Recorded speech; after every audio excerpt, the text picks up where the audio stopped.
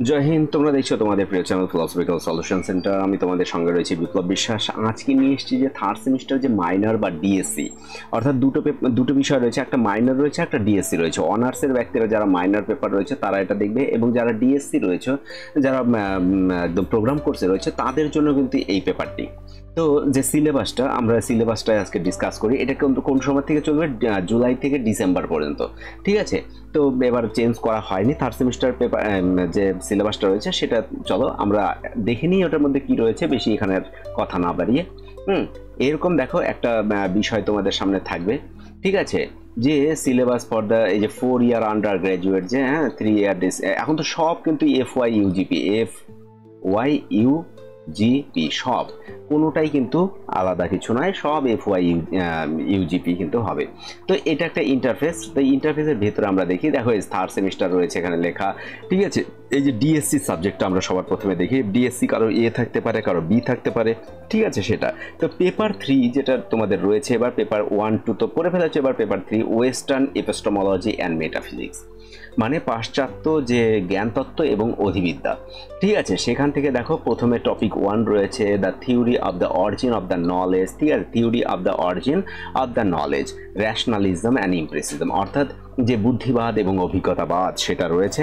তারপরে রয়েছে কান্টের critical theory রয়েছে 2 নম্বরে, ঠিক আছে? তো এগুলি তো মোটামুটি অনেক ভিডিও দেওয়াই রয়েছে, তোমরা আপাতত দেখা শুরু করতে পারো, আমার চ্যানেলেই রয়েছে, তোমরা এখানে গিয়ে গিয়ে দেখতে পারো গিয়ে। তারপরে রয়েছে দেখো ইউনিট 2-তে রয়েছে রিয়ালিজম, নেইভ রিয়ালিজম, হ্যাঁ? এই যে মানে বস্তুবাদ, যে নেইভ রিয়ালিজম অ্যান্ড সায়েন্টিফিক, যে রিপ্রেজেন্টেটিভ রিয়ালিজম, এগুলি বিষয় রয়েছে। এগুলিতে বিশদ আলোচনা হবে, তোমরা দেখতে থাকো ধীরে ধীরে। রিসেন্ট একটা পরীক্ষা চলছে, যেমন ধরো SLST পরীক্ষাটা চলছে, তার জন্য একটু চ্যানেলটা একটু বিজি রয়েছে। সবার জন্য ওগুলি তৈরি করা হচ্ছে, তোমাদের জন্য ধীরে ধীরে তৈরি করা হবে। এখনও তো ক্লাস প্রপারলি সেরকম হয়তো অনেক কলেজে শুরু হয়নি, তো শুরু হবে ধীরে ধীরে, ঠিক আছে?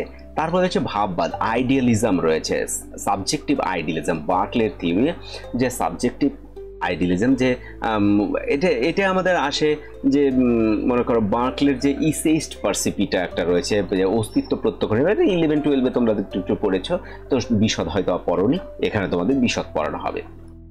ইউনিট 3 রয়েছে দেখো কজুয়ালিটি, মানে কার্যকারণ তত্ত্ব, রেগুলারিটি থিওরি অফ হিউমের যে সতত সংযোগ তত্ত্ব রয়েছে, সেই হিউমের একটা থিওরি এখানে রয়েছে। আর একটা রয়েছে মাইন্ড বডি প্রবলেম, ইন্টারেকশনিজম, এটা হচ্ছে ডেকার্তের, ডেকার্ত, আর প্যারালেলিজম হচ্ছে স্পিনোজার থিওরি রয়েছে। অর্থাৎ ইন্টারেকশনিজম বলতে মিথস্ক্রিয়াবাদ বলা হয়, বা ক্রিয়া প্রতিক্রিয়াবাদ বলা হয়। প্যারালেলিজম বলতে কি বলা হয়? এটা হচ্ছে সমান্তরালবাদ, ঠিক আছে? এটা হচ্ছে ডিএসসির পেপারটা। কিন্তু এবার ডিএসসির পেপার তোমরা কি বই পড়তে পারো? ডিএসসির পেপারে একটা বই রয়েছে, দেখবে এই যে সমরেন্দ্র ভট্টাচার্যের, ঠিক আছে, একটা দার্শনিক বিশ্লেষণের ভূমিকা একটা রয়েছে, তোমরা ওটা পড়তে পারো। না তো যদি একটু বিশদ যদি পড়তে হয়, দর্শন, পাশ্চাত্য দর্শনের ভূমিকা, পাশ্চাত্য দর্শনের ভূমিকা একটা রয়েছে, সেই বই সমরেন্দ্র ভট্টাচার্যেরই বই, সেটা তোমরা পড়তে পারো। বা পাশ্চাত্য দর্শন নামে রয়েছে, সেটা পাশ্চাত্য দর্শনের আবার আলাদা আলাদা বই নিয়ে কিন্তু হবে না। পাশ্চাত্য দর্শন, এই যে এটা পড়লেও হবে, বা অথবা তোমরা পড়তে পারো ওই যে বললাম পাশ্চাত্য দর্শন, বোধহয় পাশ্চাত্য দর্শন, এই যে জগদীশ্বর সান্যালের বইটা পড়তে পারো। অনেক বই, এই যে পাশ্চাত্য দর্শন, এই বইটা পড়লে তোমাদের হয়ে যাবে, ঠিক আছে? সমরেন্দ্র ভট্টাচার্য একটা রয়েছে, ডক্টর সমরেন্দ্র ভট্টাচার্য একটা রয়েছে, এই বইটা পড়ো, একদম সোজা বই, তোমাদের বুঝতে সুবিধা হবে, ঠিক আছে? এরপরে রয়েছে দেখো সেমিস্টার 3, তোমাদের সেমিস্টার একটা যে মাইনর পেপারটা রয়েছে, মাইনর পেপারটা একদম সেমই রয়েছে।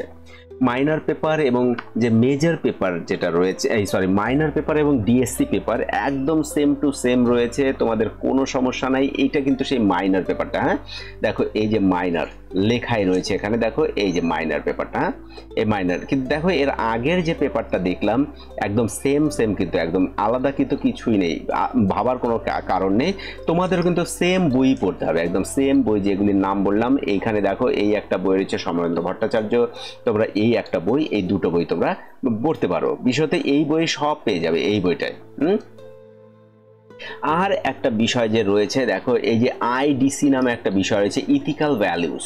ইথিক্যাল ভ্যালুস এটা আসে তোমাদের থার্ড সেমিস্টারে যারা রয়েছে এমডিসির অন্তর্গত হয়। এমডিসি বলতে যারা যে 3 ইয়ার্স মেজর ডিএসসি কোর্স নিয়েছো সেখানে থাকবে এই যে এমডিসি পেপারটা দেখো, ওয়েস্টার্ন এথিক্স, যেখানে definition, nature, scope, moral and non moral action, ethical values, honesty, এই সবগুলি বিষয় রয়েছে। এবং ওয়েস্টার্ন যে এথিক্স সেখানে একটা রয়েছে Kantian ethics, concept of good will, the categorical imperative. আমরা বোধহয়